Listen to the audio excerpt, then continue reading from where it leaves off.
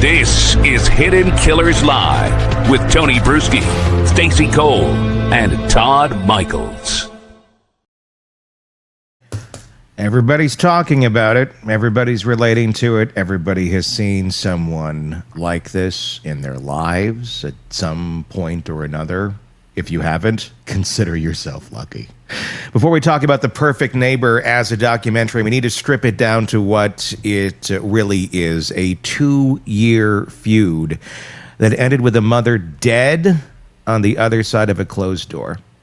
This wasn't a moment of passion, it was a slow burn. 2 years of complaints, phone calls, racial tension, and entitlement that finally ignited into violence on June 2nd, 2023. A mother of 4, Ajike Owens, walked up to that door trying to protect her children.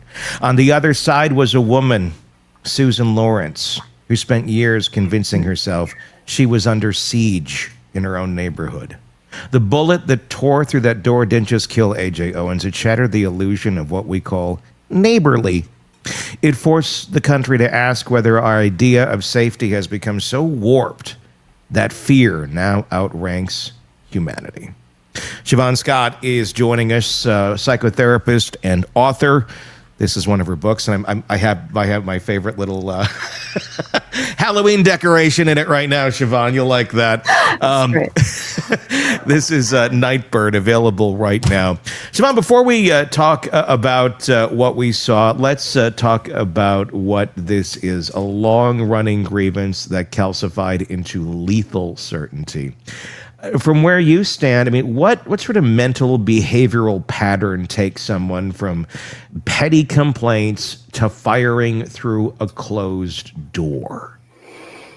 This is a fascinating case because usually in true crime, we're talking about perpetrators who we call them in the cluster B group of personality disorders. Mm-hmm. And this is someone very different who committed murder, right?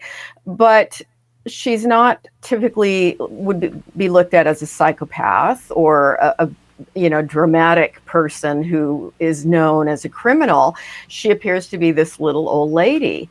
So I can't say, of course, definitively what her diagnosis would be without meeting her personally, but I would sure like to know a lot about her history, because what kept coming to me over and over as I was watching it was a very different kind of personality profile. And this would be from the group called Cluster A, the odd and eccentric group.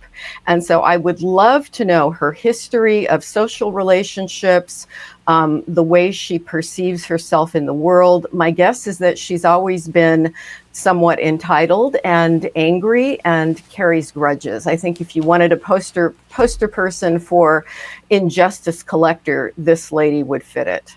Does odd, though, I mean, there's a lot of odd people in the world. It doesn't necessarily mean that they are like this. Can you define what you mean by odd, I guess? Yeah, odd and eccentric is simply the overarching title of cluster A personality disorders. Of course, being odd, I'm kind of odd. You guys are kind of odd, right? We're doing what we do. We're odd. So it doesn't mean that you're just unusual in that way, but it's a personality disorder. In this case, the one that came to my mind that I would certainly be looking at with her is the paranoid personality disorder. And this is a person who doesn't typically make close friends. They're very standoffish. They tend to be deeply suspicious of other people, and that may be focused around a racial group, a religious group, or it could be a complete fantasy about a political party or something like that. But it's always this sense that they're being victimized, and they stew on it almost to the point of feeding on it. And they don't have, overt delusions like believing things that couldn't possibly be true. The things they believe are generally within the realm of possibility, but it's clearly a misperception. They're seeing malevolence in benign situations. They take things very personal. And so if this is truly a person in the cluster A category, in that paranoid camp, this would be something that has been a lifelong pattern for them. And so that's why I say it would be so interesting. You know, the documentary gave us all the police footage, which was fascinating, but it would be really nice to see an interview with her where somebody went into her history and her past, because I would guess that this is a long-standing pattern with her. And before she lived in this particular neighborhood, she had issues with other people. She was clearly deeply racist. So I would guess that that's been something that's followed her throughout life, and somebody who just basically feeds on anger and keeps problems going. So when you have those qualities in someone where this has really impaired their ability to function normally, that's a sign that you're probably looking at a personality disorder like that. Because fear is interesting here, because that's the easiest way of saying it. She was fearful of these people. But in reality, if you really break it down, what is that fear based on? It's some sort of distorted way of thinking about these people that are around her. Exactly. And in this given moment, it was a group of children, playing outside. And there's, in this case specifically, they're out there playing basketball, they're playing football, they're running around, they got jump ropes. I mean, they're kids. They're kids being kids, which, number one, is a rare thing to see in society today. Mm-hmm. Children out there actively doing what a lot of us did.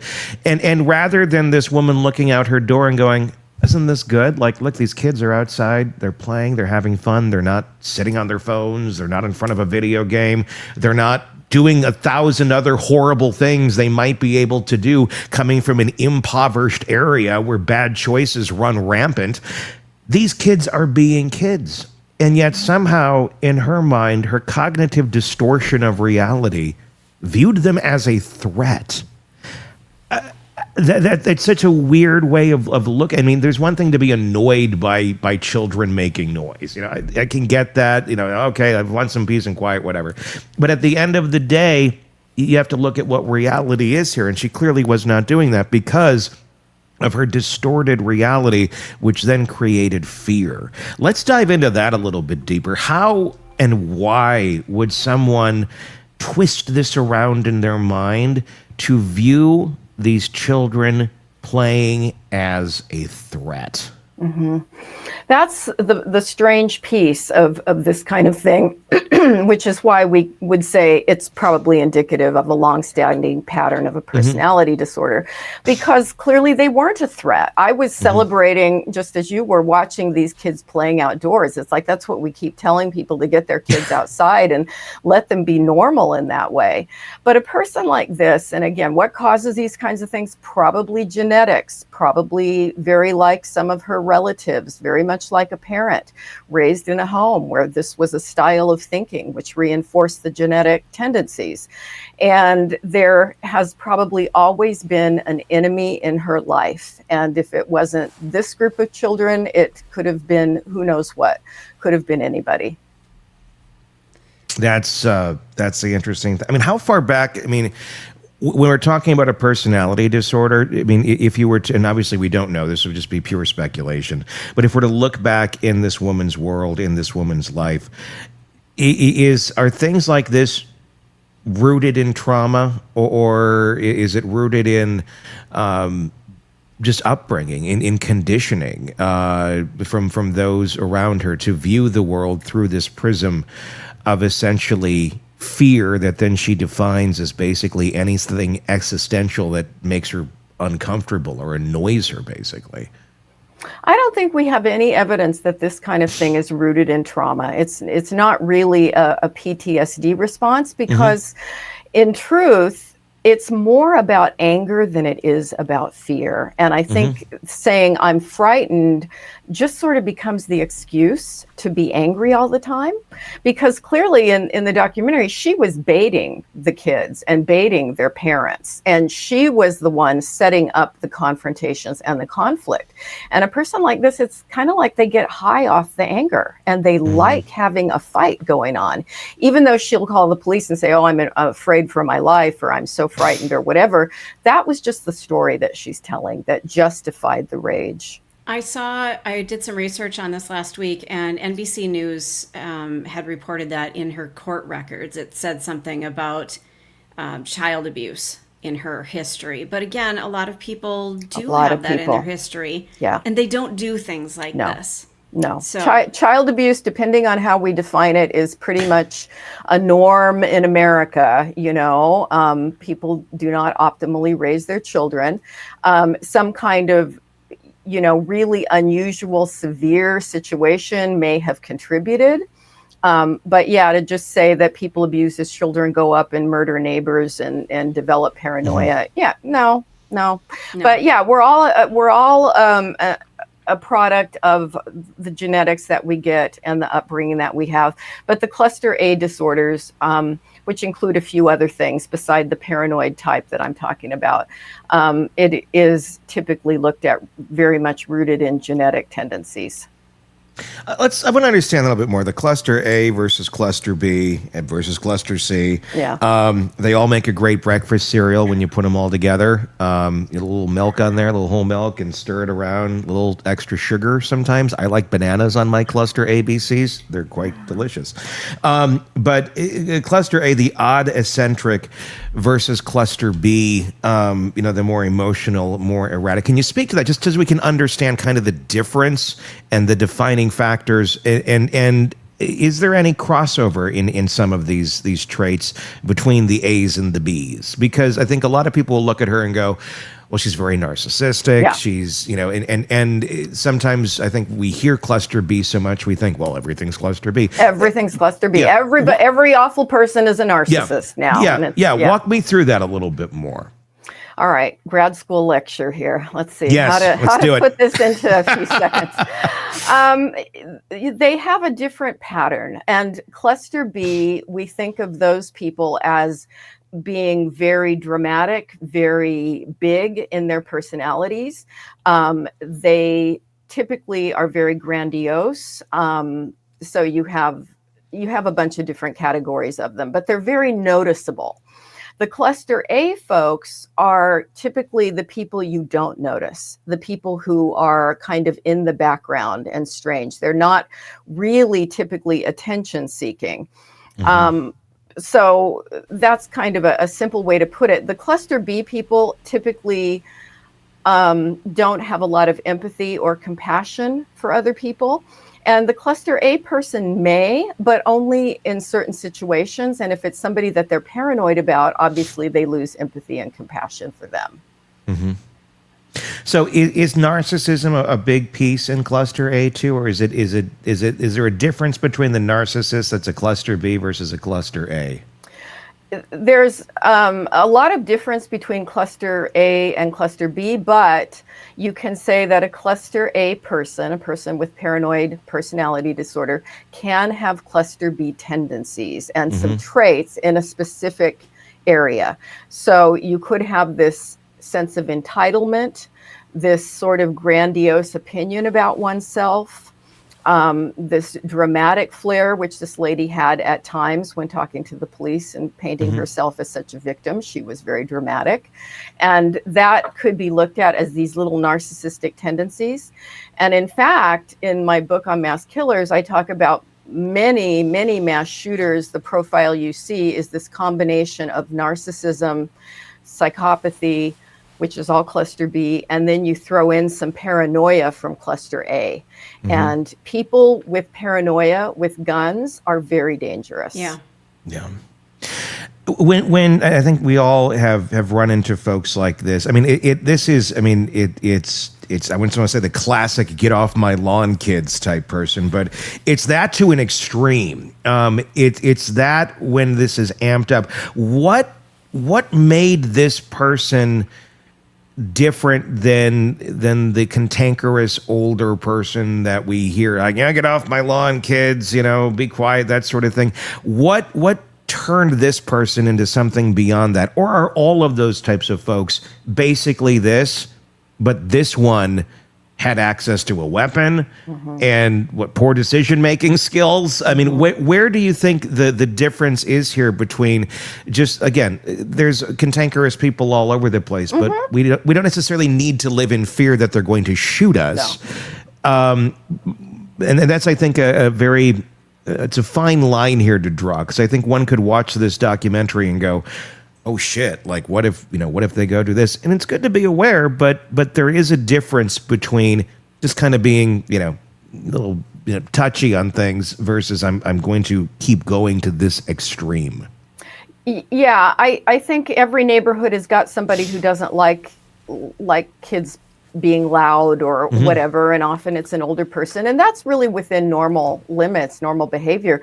But what I saw in the documentary was this escalating war between the woman and the parents and the kids. And again, we only saw glimpses of what was going on in the documentary, but it was alluded that this was just a consistent, chronic, escalating kind of condition. And I think that's unusual, because what I was perceiving is that this woman was feeding off it, thriving it, contributing to the escalation, and this became kind of a central organizing feature of her life. That's rare. That's a lot different than cranky grandpa down at the corner, And folks who are intent on escalating this kind of a battle, calling the police out all the time, throwing things at the kids, yelling profanity at the kids, all the ways that this was escalating, this is an unusual person. And I think everybody in the neighborhood, they all called her the Karen or whatever. Everybody got a sense that there was something wrong here.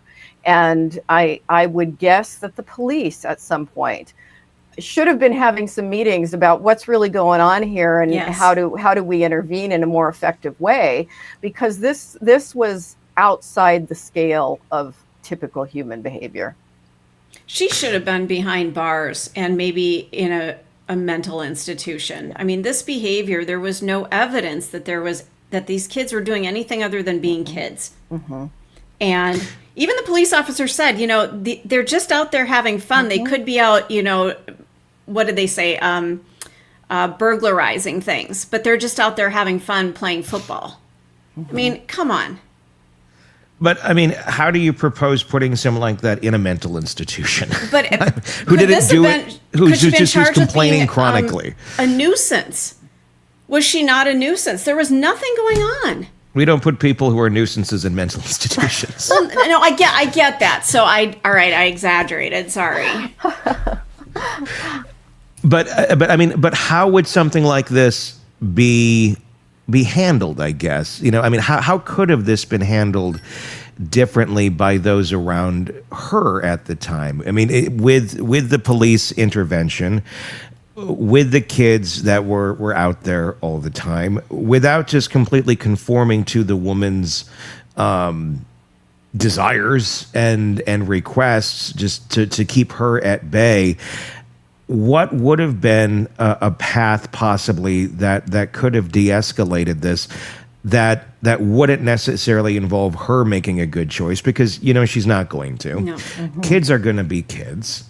Where could someone or something have intervened? Could the police have intervened in any way other than what they did? Because when we watch this, it looks like they were pretty much just following the law. I mean, I don't look at this and like the police did anything wrong. They showed up. They kept entertaining her. They kept.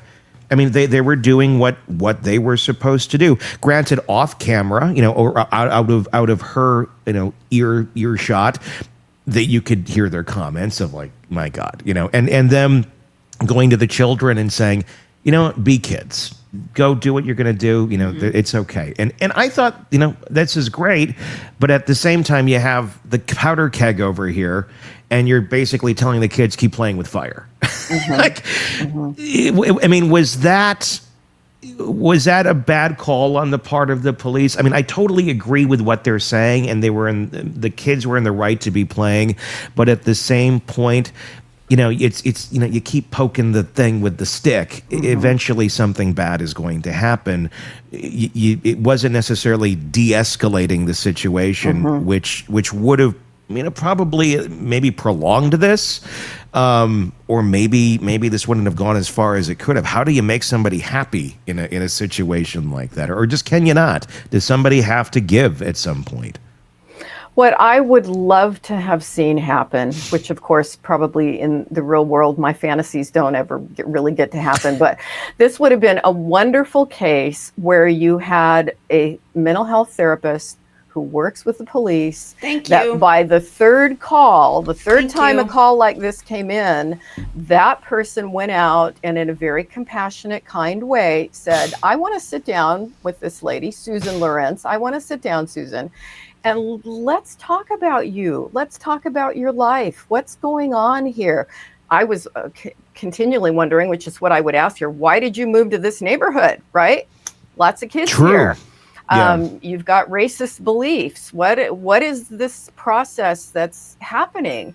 And I think a mental health person could have gotten some inroads with her to possibly come up with ways to de-escalate this in some way.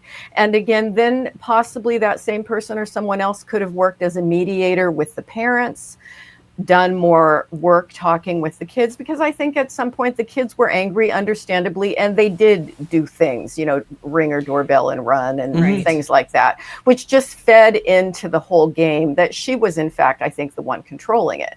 But how to help the other people learn to cope with the fact that there's a lady who's not quite right living over here. And how do we break this up?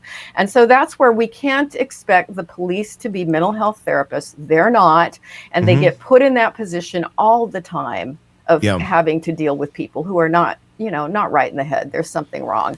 But we need to hire mental health people in that role to do those things. I used to work in mobile crisis where I would get called out to assist police often, but it was more just a crisis intervention to try to determine if somebody needed to go into a mental health hospital or be held for 72 hours, that kind of thing. And so I would get to go out and do some really short-term crisis intervention, which was helpful.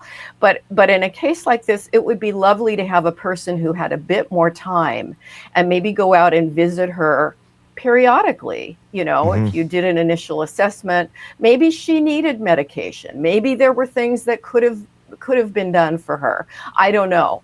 Or maybe they would have gotten a sense this lady is really, really dangerous and we need to flag her name so that she doesn't get issued a gun permit or can't purchase a gun.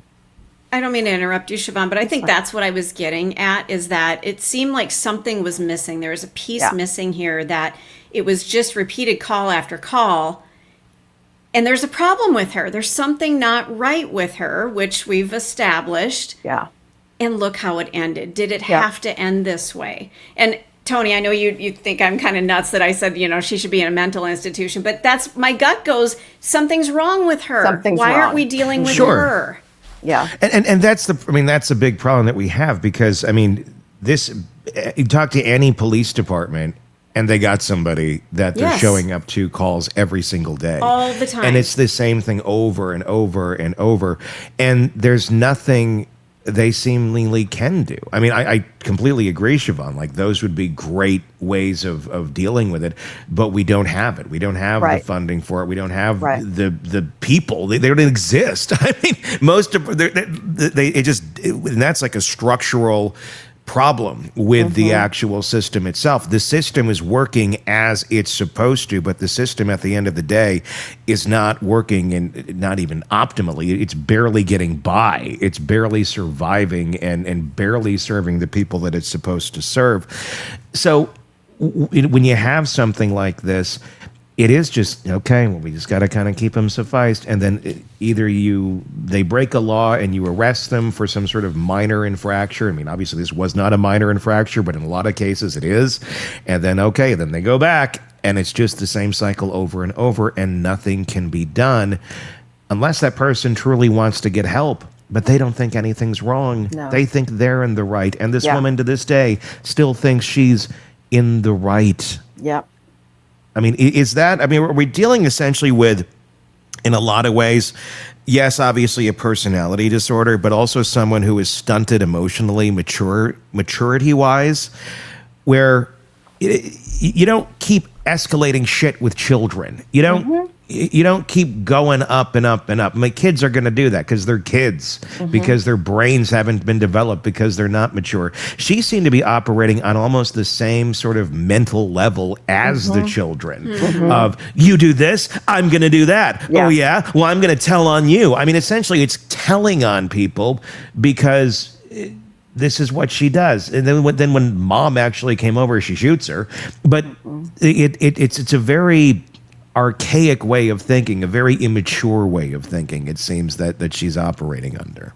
Yeah, this would be a person who thinks, one of my favorite terms is primitively. So yeah, childlike. It's black and white. It's good and bad. And I'm the good guy and they're the bad guy. And that's as deep as it goes.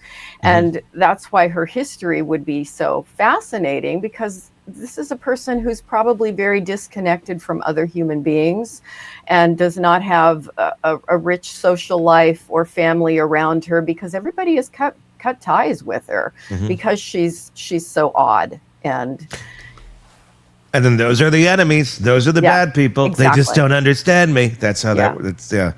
Shavaun Scott is with us right now. We are talking about The Perfect Neighbor, the doc that's on Netflix right now that talks about the Susan Lorenz case, where she ended up shooting her neighbor because she didn't like the sound of children playing outside and viewed her as a clear and present danger. It is an absolutely crazy story. Race is something that gets brought up very, very commonly in this case, in this story specifically. But I want to walk that back for a second and just, I guess, ask the question, does race play a huge role in this, or would this have been the same story had these kids been all white, had these kids been, anything really? Is it just the fact that there was another entity, another human being or multiple human beings around her that irritated her? Was it about race in this, or was it just more about, you are making me uncomfortable and I just want peace and quiet no matter what?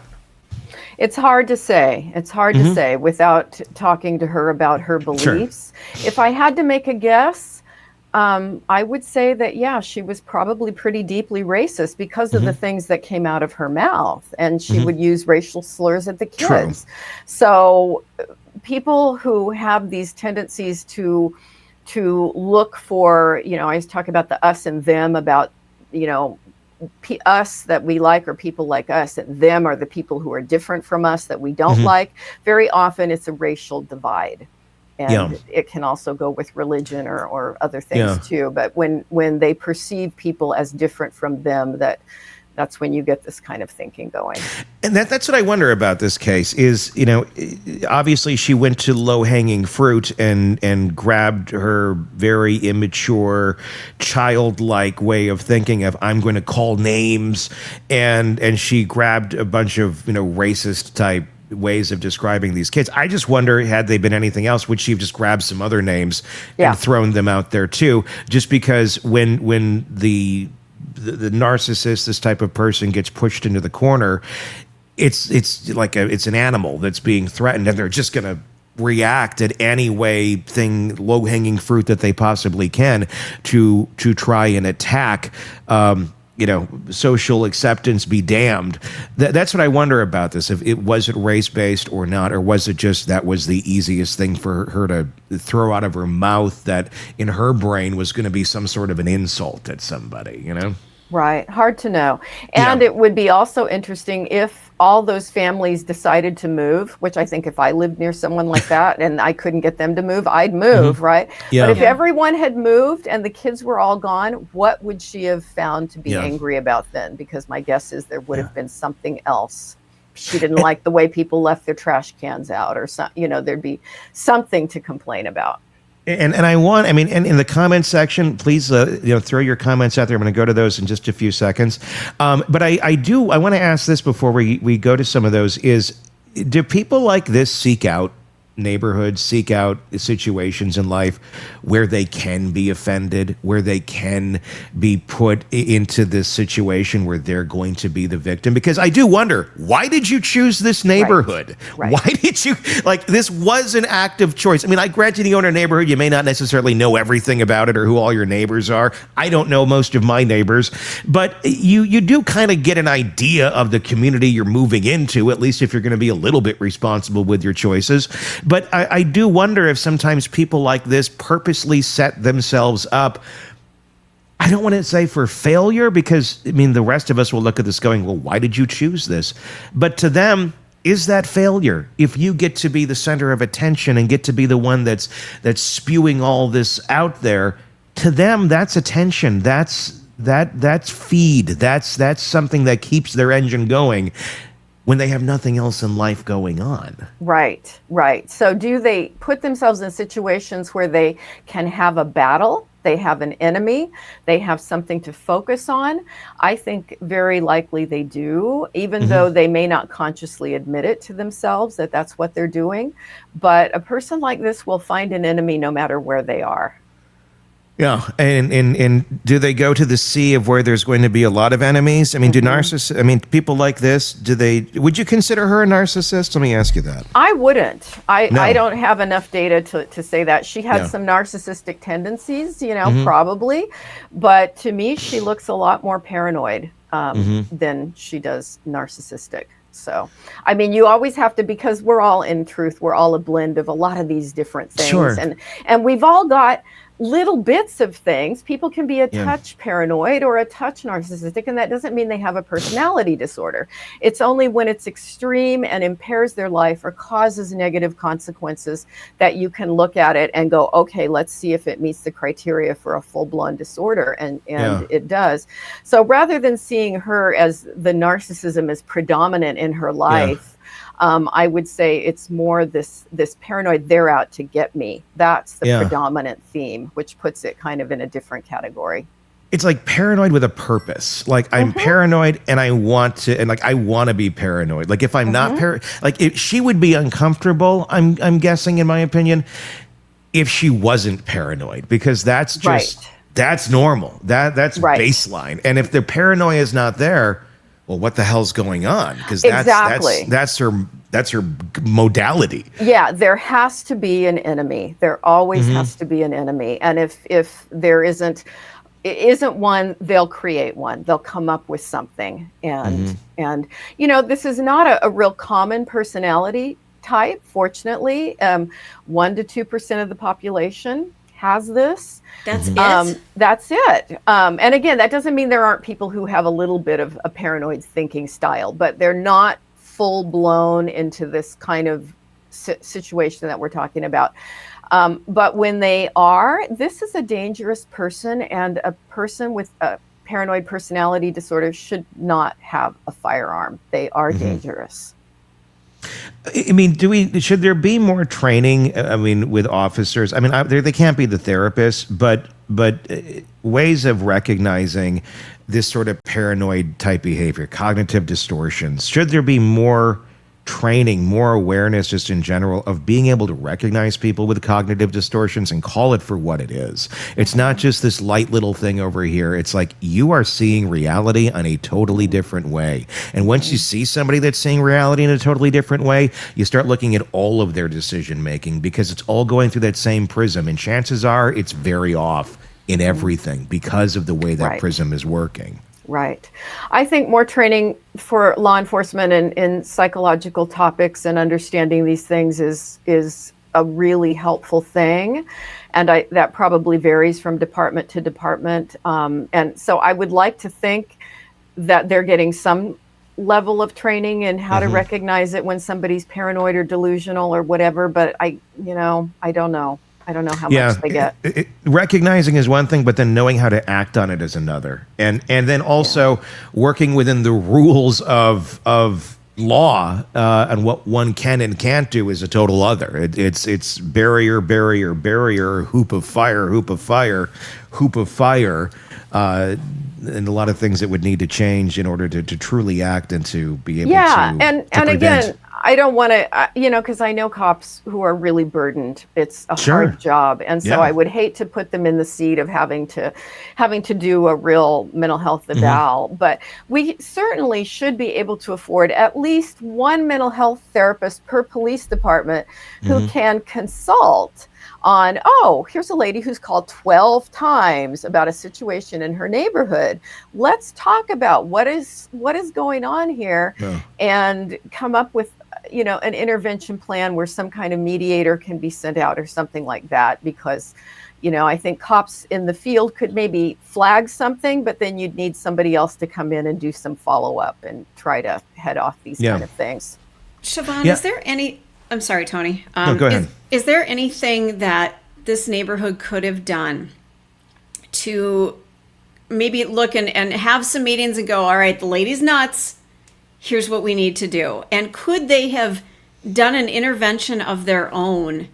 And instead of her being isolated in her paranoia, could they have maybe brought her out for, some snacks? Here's some Triscuits. Come watch our football game. Come see us. Come see that we are just having fun.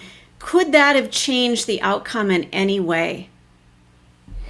That's a hard one. My thought watching it was if I was the mother across the street and my kids were playing and this crazy woman who everybody knew was weird was there and was so hostile, I would simply remove my kids. I mean, I'd probably try to move out of the neighborhood, but I would say, don't play in that field. I know you have permission to play in that field. It's not right.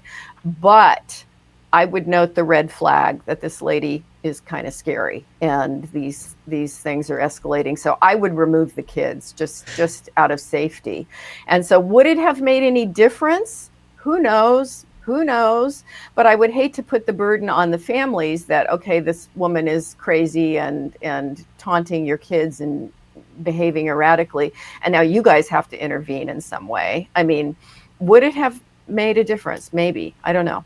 I mean, my other thing, and Bob, Defense Diaries, had made a comment here, too, of he thought the officers were relatively effective in dealing with the kids. I thought they were, too. They were great with the kids. And I guess the question is, did anyone realistically see this coming? I mean, I don't know that they did. I mean, it was at the end, the very, very, like, when she pulled the trigger, she was out there waving the gun allegedly at those very last moments. But leading up to that, she was a cantankerous old bitch. And that was kind of it. I mean, complaining, calling the police, but she wasn't like, out there cocking the shotgun on the porch every day. I don't know. I mean, you tell me, were the signs there that this woman is going to escalate to that level? It seemed to go from, 0 to 1,000 very quick. And when we're kind of averaging about 100 on a daily basis, it just like went, way out really fast. I don't know. I mean, if I were a police officer, from what we saw in that, I don't know that I'm going to think this woman's going to shoot somebody. I'm going to think I'm going to keep getting more calls and bitching from her. But were there the signs? Were the signs there that she was going to do this? Apparently not. I don't know if I can't remember if in the documentary if they said anybody was aware that she had a gun. Did she say that at some point? I don't know, but I mean, again, even if you knew she had a gun, I mean, at this day and age, I mean, I kind of assume most people probably have a weapon of some sort in their home. But even so, I don't know that I'm going to think that this woman's going to go shoot at somebody. She seemed off, but she didn't seem that type of off, I think. I mean, at least that would be my perception on it. I mean, the mother felt safe enough that I'm going to go knock on the door. I mean, why are you doing this? I don't think anybody didn't perceive her as that level of a threat. And that's what I'm wondering about. If nobody's perceiving this as that level of a threat, should they have? I don't know that anyone naturally would. I think we all have to, unfortunately, because there have been so many incidents of particularly Black kids or Black young people going up and knocking on the door of an elderly white person, and just because they're lost or they're looking for directions, and they get shot at the front door. And some of those cases have been in Florida. So I think, unfortunately, if I hope we're not living in a country where every single person is armed and ready to shoot through the door when their doorbell rings.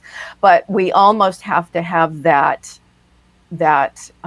caution in mind, because this is just one of those cases where I think that Susan Lorenz certainly had been thinking about it because of her internet searches and the things she was looking up about stand your ground laws. So I think you can really look at it that she had this intent for some time, and in essence, at least unconsciously, was setting this confrontation up. Yeah, I mean, in her mind, I'm guessing it was probably justified of, what do I do if I have to? If I'm in this situation, how is this going to work? I'm going to guess that's probably how her mind was talking to her. And then you're in that situation, and then she perceived this threat. I mean, I'm guessing she didn't necessarily think, this is going to be a great day to go shoot my neighbor, but would you agree that she genuinely thought there was a life and death threat at that moment in time? No matter, I mean, completely cognitively distorted, because there wasn't, but in her brain, did she think there was an actual threat, or was this something else that was taking over? I think the fantasy of retribution and shooting someone, the fantasy had probably been going on in her head for a long time. And she probably, in this fantasy, visualized that she would come out as the hero victim in a way, that look what this poor woman had to do to defend herself.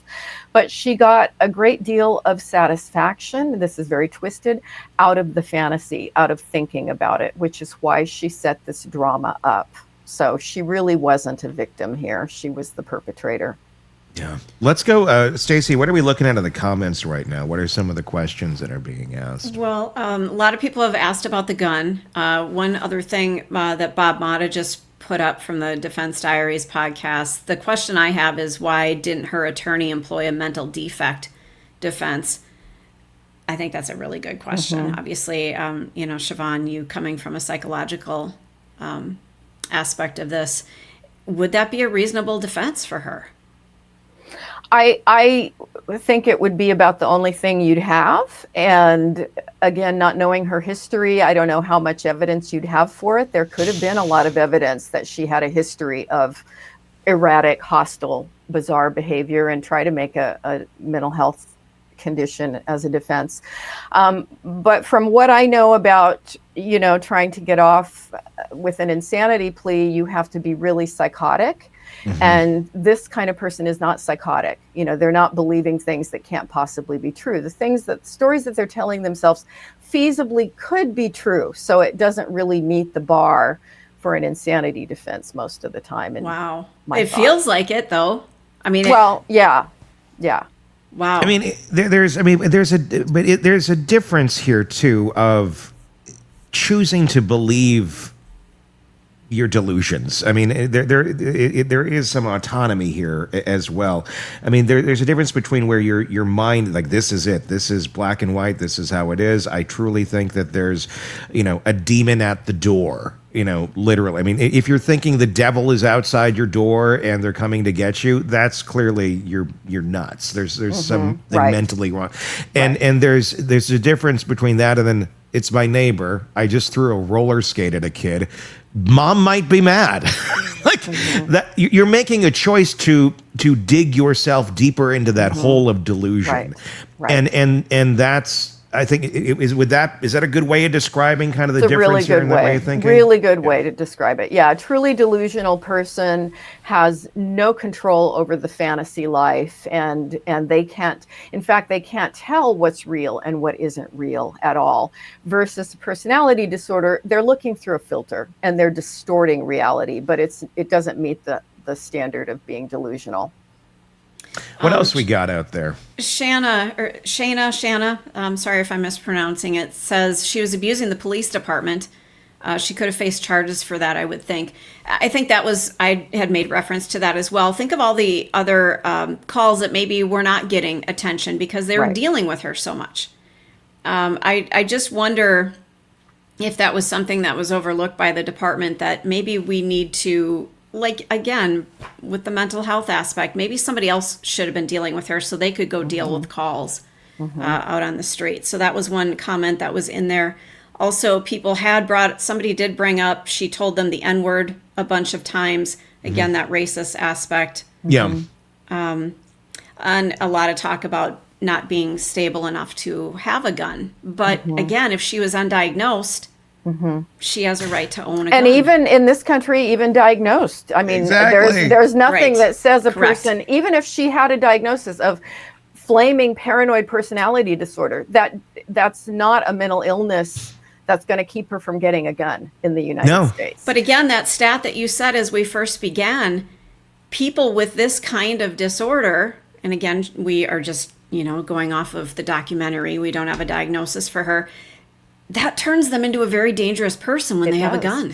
It does. We have a lot of very, very dangerous people with guns. Yes. And if people think that we're doing any kind of mental health screening to keep the mentally ill from having guns, we're not, folks. We're not. There's a lot of mentally ill people with guns. Go walk around a gun show for a day. Oh, God. Wouldn't it be great? I would love this. I would love if to enter the gun show, you have to go through a mental health screening. Yeah. Wouldn't that be great? Yeah. Could you imagine? No one would be there.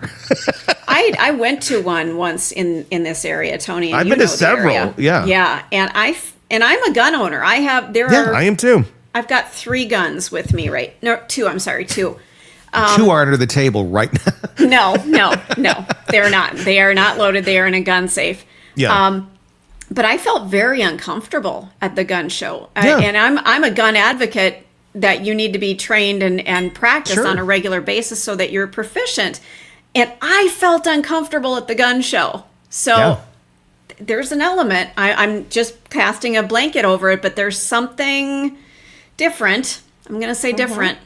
Mm-hmm. Well, it's a way to get guns and bypass the system in a lot of states too, where you don't have to. There's lack of screening. There's all that go on, and there's certainly normal, healthy way. I'm not saying everyone that goes to the gun show is bad.